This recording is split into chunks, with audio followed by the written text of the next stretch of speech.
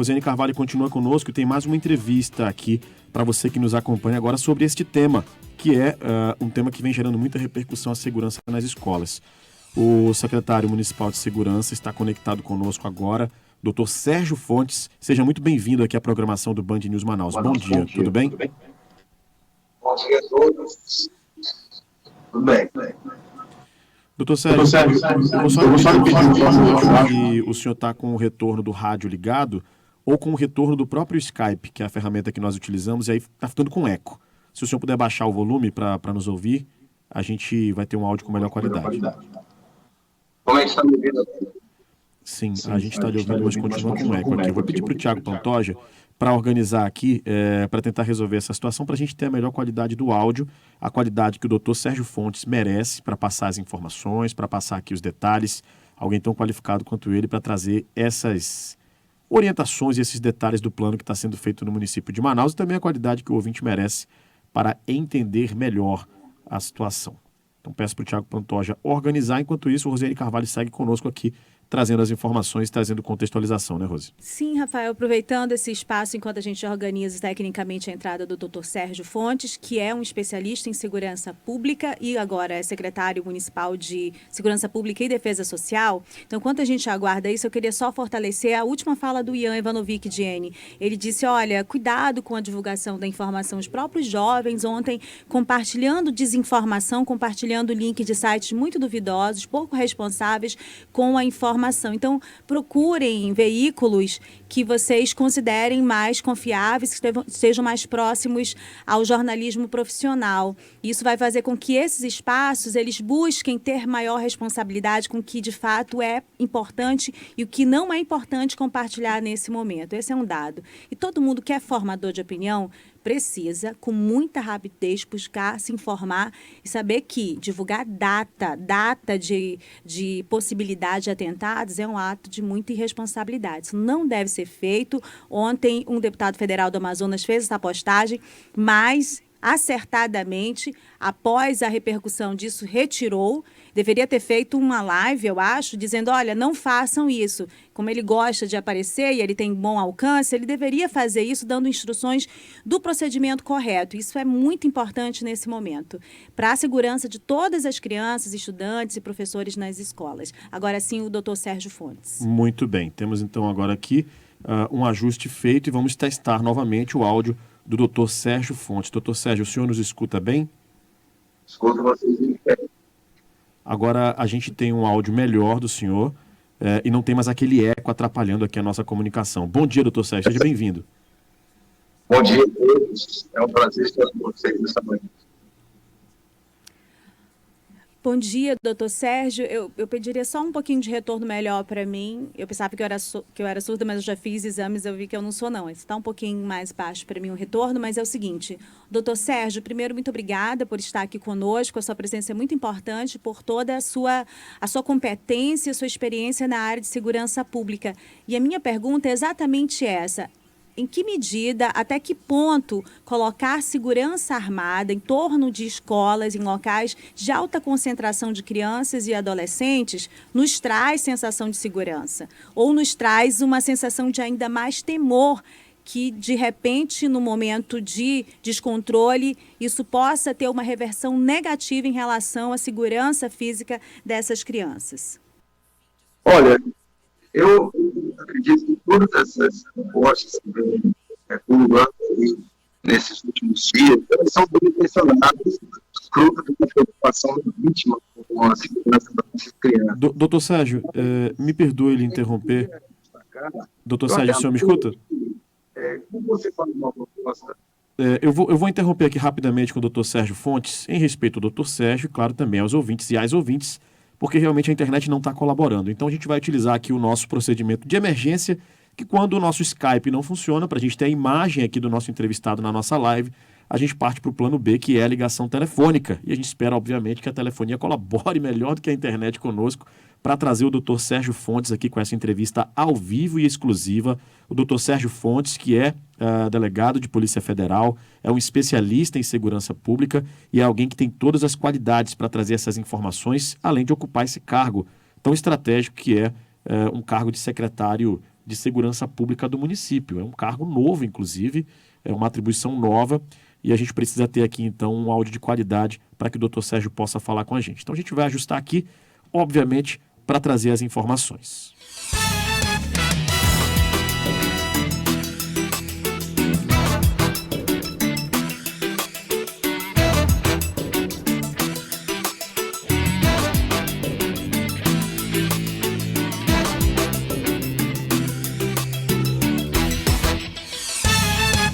Muito bem, agora a gente tem o Dr. Sérgio Fontes aqui pelo telefone. Vamos testar. Dr. Sérgio, o senhor escuta a gente? Alô, tô ouvindo bem vocês. O áudio do senhor agora está limpo, está ótimo, muito melhor para que o senhor possa trazer as informações e os ouvintes acompanharem também. A Rosiane fez uma pergunta para o senhor, doutor Sérgio. Em que ponto, não é, Rosiane, como o senhor avalia que a presença de pessoas de guarda armada nos arredores das escolas pode realmente trazer um resultado efetivo em relação à segurança nessas escolas, não é isso, Rosiane? Isso, essas armas trazem segurança ou trazem ainda mais temor em relação à condição física realmente dos estudantes na escola, doutor Sérgio? Eu queria ver a sua opinião. Gene, eu primeiro queria dizer que essas iniciativas todas, essas propostas que vêm acontecendo com muita frequência aí por conta dos acontecimentos recentes, eu imagino que sejam propostas bem intencionadas, frutos de uma preocupação legítima com as nossas crianças. No entanto, eu queria colocar aos seus ouvintes e para vocês que estão aí no estúdio, que uma proposta ela tem que ser avaliada tendo em conta alguns aspectos. Primeiro, se é economicamente viável.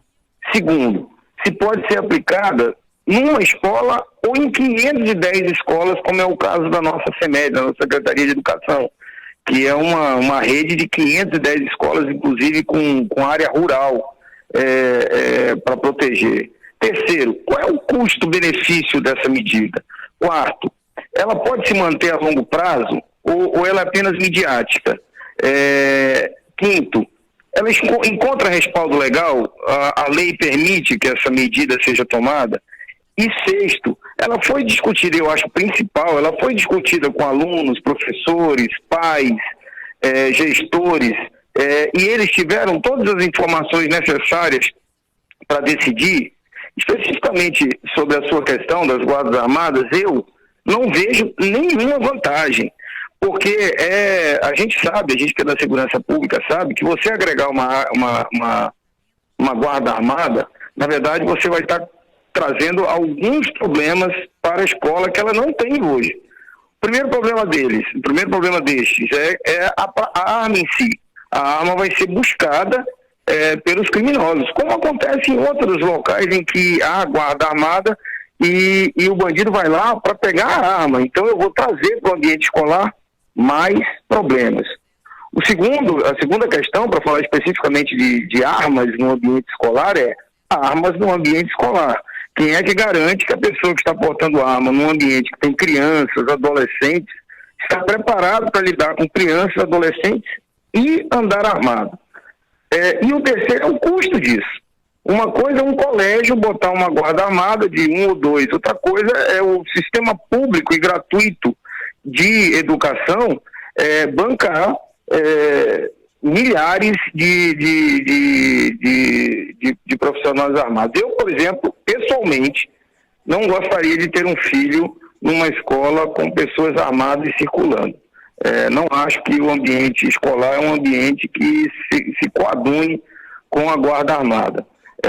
Depois, se você perguntar, se a gente puder discutir dentro dessas propostas também, é a mesma coisa. Eu coloco a questão dos portais de detecção de metais. Também parecem ser propostas bem intencionadas, mas se você olhar, por exemplo, nesse caso específico, eu teria que ter 2 profissionais, um homem e uma mulher, porque homem revista homem, mulher revista mulher, 2 profissionais por cada turno, sendo que a escola tem pelo menos 2 turnos, seriam 4 por escola. Como eu tenho 510 escolas no município, seriam 2.040 profissionais. Ora, se eu tiver 2.040 profissionais, eu resolvi o problema. Eu não preciso de portal. Além disso, o portal ele vai tornar a entrada desses alunos quase que inviável. Olha o tempo que eles vão passar sendo revistados e entrando. E, finalmente, a pergunta que eu faço para os nossos ouvintes é a seguinte: se num presídio que é feito para prender as pessoas, para isolar as pessoas, entram armas, entram coisas que não tem que entrar, quanto mais num colégio que não é feito para isso. Então, a gente tem que ter bom senso e pensar bem antes de tomar decisões com relação a inúmeras propostas que vêm aparecendo aí, guarda armada, portais de detectores de metal, tudo isso tem que ser avaliado com muito cuidado. É importante ouvir isso diretamente da boca de um profissional da segurança pública, um delegado federal, para que as pessoas compreendam que a discussão em torno desse assunto ela é muito mais complexa, ela é muito mais delicada do que essas propostas, ainda que bem intencionadas, superficiais de primeiro momento. E o Dr. Sérgio Fontes coloca uma série, o efeito negativo e a criação de novos problemas no entorno da segurança dos estudantes, das escolas, dos professores a esse respeito.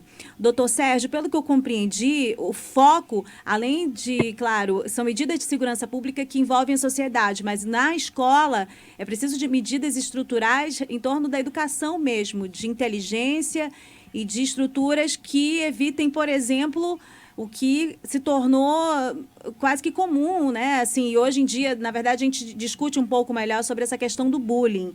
O senhor acha que... O senhor me encaminhou algumas medidas que foram recomendadas às escolas municipais e eu queria que o senhor falasse um pouquinho a respeito delas e com base em que elas foram formuladas pela Prefeitura de Manaus.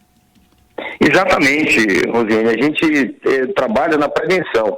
Os riscos ao ambiente escolar, eles são inúmeros, e não são só esses que nós estamos vendo hoje. Eu não quero preocupar pais, mas eles sabem tão bem quanto todos nós sabemos que você tem riscos externos e internos todos os dias. Você tem que proteger as crianças do narcotráfico, dos roubos, dos furtos, da violência urbana, da pedofilia.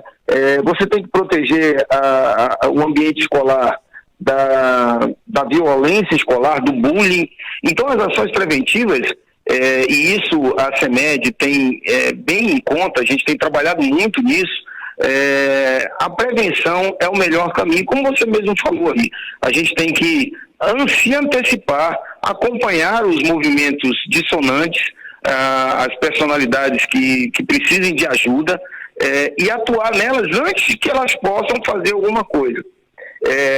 A saber diferenciar o que é realmente violência escolar do que é trote, né?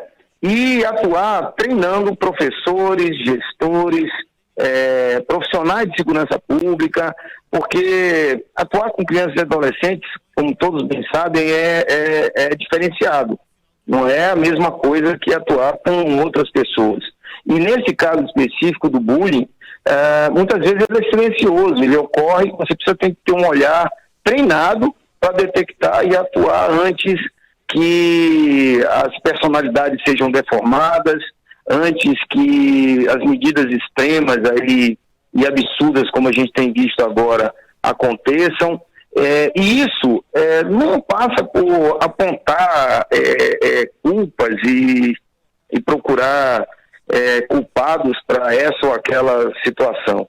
Esse ambiente de bullying ele ocorre em escolas particulares, escolas em que as pessoas têm condição material melhor, e em escolas nas áreas de risco, né? O nosso dever enquanto gestores é procurar ter protocolos e atuar na prevenção, principalmente. Claro, a gente tem que atuar na resposta também.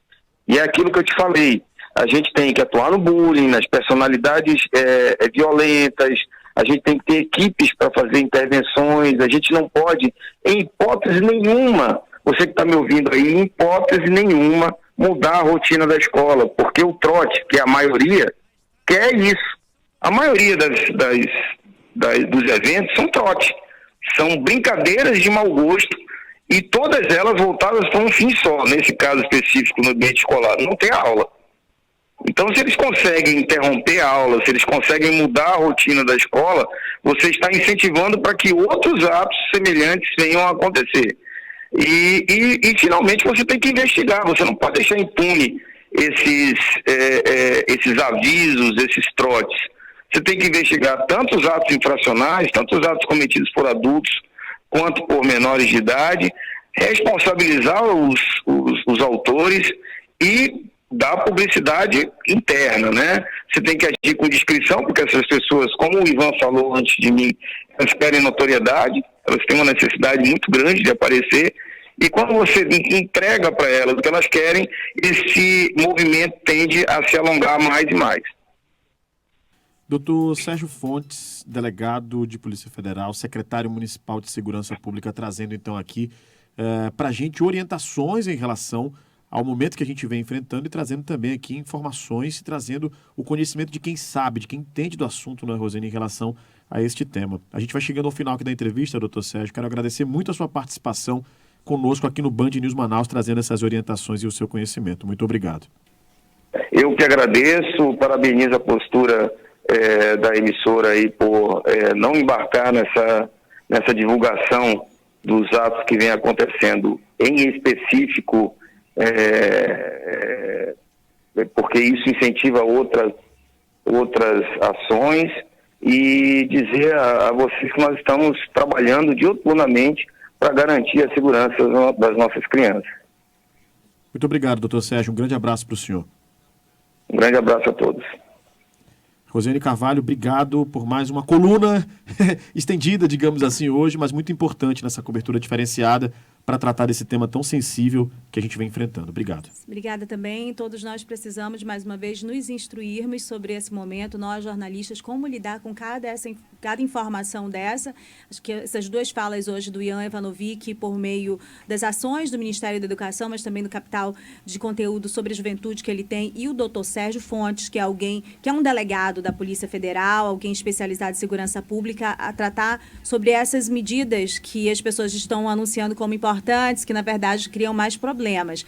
Mas eu insisto, Rafael, que a gente possa trazer ao longo da semana outros especialistas, porque nós precisamos entender como falar e como conversar e como acompanhar isso nos estudantes e nos nossos filhos. E aí a gente vai trazer, assim, a gente se compromete aqui com os nossos ouvintes a trazer mais gente especializada para aprender a lidar com esse momento.